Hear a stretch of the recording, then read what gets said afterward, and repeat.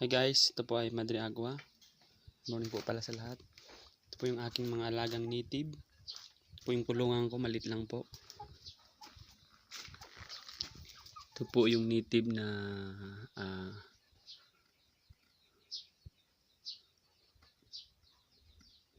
may mga itlog po siya, naglililim po siya.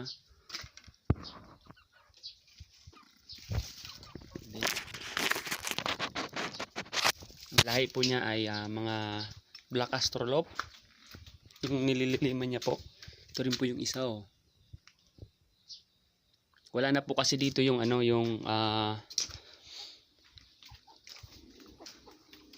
yung lalaking black astrolop. Astrolop pala, astrolop. Ito po yung napisa na po. Ito na po yung mga niya. Mga sisiw niya. Bali walo po siya sa biyaya ng Diyos. Mga itim po siya kasi ang lahi po niya ay black astrolop. Sinauli ko na po yung niya, yung hiniram ko lang po kasi yun yung pinalahi. Bali dyan muna habang wala pang kulungan. Yun po ay isa po sa mga anak po nitong kulay puti na ito na native. Yun po yung isa ko, yung in the future ay siya na po yung maglalahi dito. Magbe-breed po ako ng black astrolop at saka 45 days. Isa lang po yun.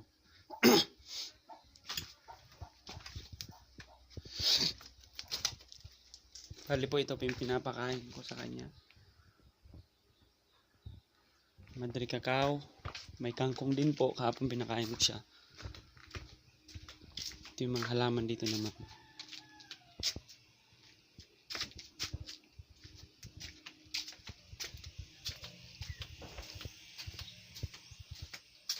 Bali po may tanim ako dito na Madre cacao. Kakatanim ko lang po kanina. Ito po yung mga papaya. Ito po yung garden, mini garden po.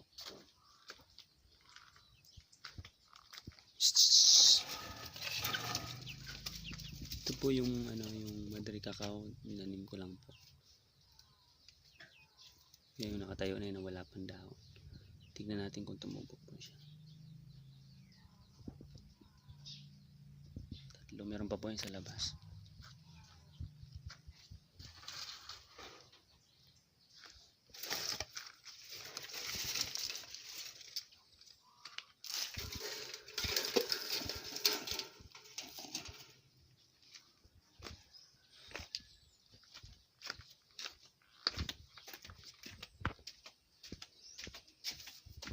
Punta tayo sa taas guys.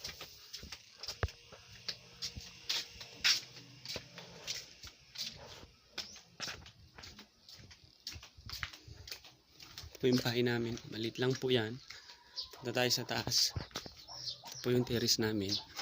Pupunta ako sa taas para ipakita po sa inyo yung gagawin ko po na alagaan po ng aking mga black astrolop. May tanim pa ako dyan ng mga tawag dito, talong saka beans. Ito po yung solar ng aking kapatid oh. Ito po yung bahay ng aking mama. Magulang. Bali dito po ako mag-aalaga. Hindi po ito ito po yung inalagaan ko dati ng pakwan. Hindi naman pakanapan ng pakwan pero hindi naman siya asenso. Kaya gagawin ko dito sa space na to ay hanggang doon ay gagawa ko dito ng alagaan ng manok. Makikita niyo po yan guys sa susunod na vlog po.